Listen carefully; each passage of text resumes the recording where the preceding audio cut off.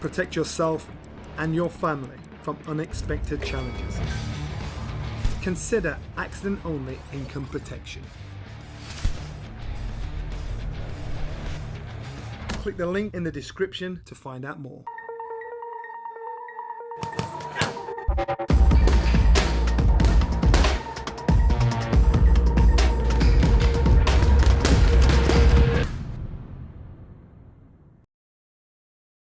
Boxing King Media in association with SaveMoreMoney.com.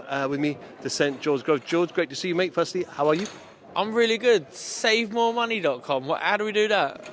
Go on the website and you'll find out, mate. Yes, the website. Yeah, okay, I'll check that out. Yeah, Boxing King Media. There we go. Happy days. Yeah, your assessment of the show, topped up with Harlem Eubank. Yeah. It's no secret. I'm a fan of Harlem Eubank. I've liked Harlem Eubank way before Chris Senior showed up and told everyone that Harlem Eubank's a decent prospect. So I've been following his progress on Channel 5 for a couple of years now, it feels. And you know, the one bit I was waiting to see was a bit of punch power, because I thought this guy's got it. I know he punches correct. He's got a lot of skill.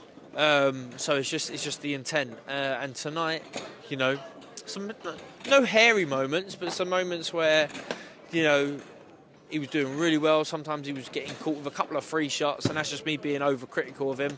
But he got that finish, you know. And a guy, you know, I went through his record. I don't think he's ever been dropped. He's definitely not been stopped. Been there with some decent names, and so a great win for him. He must be really pleased. They've been talking about a Conor Benn fight. Obviously, I know Harlem's a smaller fighter, but could you see that potentially happening in the future?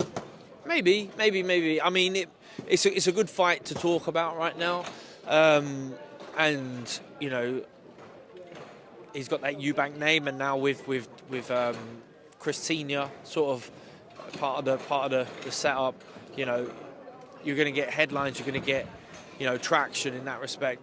But I back Harlem to go for the real fights as well, to the tough fights, and push on to win titles. I think he'll be that sort of fighter who would love to win a world title. He's quite bohemian, isn't he? He's at times he's a cool dude. He's almost like, you know, a modern day hippie. You know, he's bohemian, and I think with that, you know, he wants to win titles. I think he'd be authentic to that. He'll buy into that. So they're talking about him being tight at the 140 limit, wanting to go up to 147. Both divisions are tough divisions, which we know.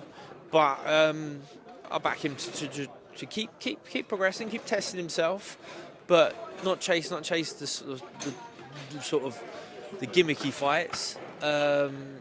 Which obviously Conor Benn wouldn't be necessarily a gimmicky fight. It'd be a great fight, a legitimate fight, but it comes with all the baggage that's coming with it at the moment. I'd just like to see him on his journey, doing his own thing, and trying to climb the ladder. Yeah, great night of boxing here in Brighton. Just moving away, George, a couple of weeks ago we saw Fury and Ngannou. Could I ask about your comments that kind of were viral online, where you said that you think Fury will retire before he fights or steps into the ring with Usyk? Just wanted to kind of clarify what you meant. I know sometimes things can be said and taken out of context, but just want to kind of explain your kind of why you said those. He might retire. You know, that might be the last time we see him. And there's no slight on that. There's no like, it's not a dig. It's not him chickening out. It's just him going, I've done enough. I've got enough. I've earned enough. And do I really want it anymore? Makes no sense, you know, like that he has a life and death fight with a cage fighter who's been boxing for weeks. He has to get up off the floor to win. You know, he clearly wasn't prepared, and maybe he'd done a bit of training, but he hadn't done any real training, any competitive training. His mindset was not there. And, you know, people have said time and time again that, you know, when people doubt Fury, that's when he rises to the occasion, and he's proved that in the past. But does he really want to do that now at 35 with what he's achieved? He's got this fight looming with Alexander Usyk, who I believe beats him. You know, and I thought that before seeing him fight Ngannou the other week. It'd be major prize money and massive kudos for beating that guy. But does that outweigh the risk of losing to him and living with that after? He's a self-proclaimed people's champion. You know, he's the Gypsy King. So I just figured maybe he comes away from that and he goes, do you know what? He's a smart guy, Fury, and he knows boxing. Maybe he's thinking the desire's not there, you know. And it doesn't leave you mentally, because mentally you always back yourself, and mentally you feel like you just keep getting better. But when the desire's sort of left you and you're not training hard, you're not grafting hard, and, you know, the need to fight isn't quite the same as the want to fight, it might be the last time we see him. So, if anything, I think we're much more likely to see it in a Ngannou rematch, where Fury's done a bit more training than, you know, last man standing fight against Usyk. Just final one. Johnny Nelson said that he feels Tyson Fury's legs have gone. Eddie Hearn said that his punch resistance has gone. As a former fighter, what are your thoughts when you hear those statements from Johnny and Eddie? Well, Tyson Fury's been dropped plenty of times in his career, so I don't know about his punch resistance. He gets caught and he goes over. You know, Ngannou's a tough guy.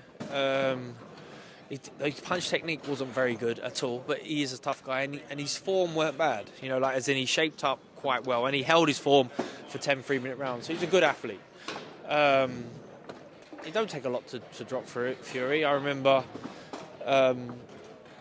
he's been put over a lot, not so much recently.